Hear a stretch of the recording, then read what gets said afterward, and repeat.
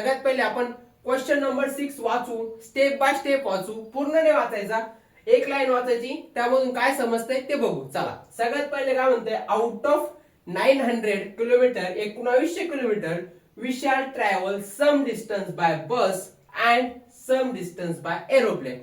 म्हणजे काय दिलेलं बघा, हा विशाल आहे, विशालचे पेपर गिपर संपले 10वीचे आणि तो फिरायला गेलेला आहे. तर फिरायला गेलेला काय जाताना काय म्हणतो तो, काही डिस्टन्स त्यांनी बसने ट्रॅव्हल केलं आणि काही डिस्टन्स एरोप्लेननी. आता हे दोन्ही मिळून डिस्टन्स त्यांनी किती, टोटल डिस्टन्स 1900 किलोमीटरचा प्रवास केला. 1900 किलोमीटरचा बघा, टोटल किती 1900, किती टोटल 1900 किलोमीटरचा त्यांनी प्रवास केला. त्यातला काही प्रवास बसने केला, काही प्रवास एरोप्लेनने केला.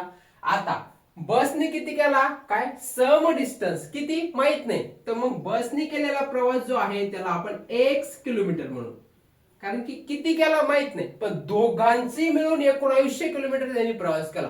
पहिले बसने केला, मग एरोप्लेनने केला, मग एरोप्लेनने किती केला, सम डिस्टन्स म्हणजेच किती y किलोमीटर. y किलोमीटर आपल्याला हेच काढणं आहे की बसने किती केला, एरोप्लेनने किती केला, हे काढायचं आपल्याला. बघा आता या याच्या दोघांच्या याच्यावरून आपल्याला फर्स्ट इक्वेशन भेटतं बघा. फर्स्ट जी कंडिशन आहे त्याच्यावरून बघा काय म्हणतं, x प्लस वाय म्हणजे टोटल डिस्टन्स किती आपला 1900, तर मग त्यांनी x किलोमीटर बसने केला आणि y किलोमीटर त्यांनी कशाने केला, एरोप्लेननी. तर टोटल डिस्टन्स झालं किती 1900 किलोमीटर दिलेला आहे, हे त्यांनी टोटल केलं. तर मग हे बघा इक्वेशन 1 फॉर्म झालं आपलं इथून.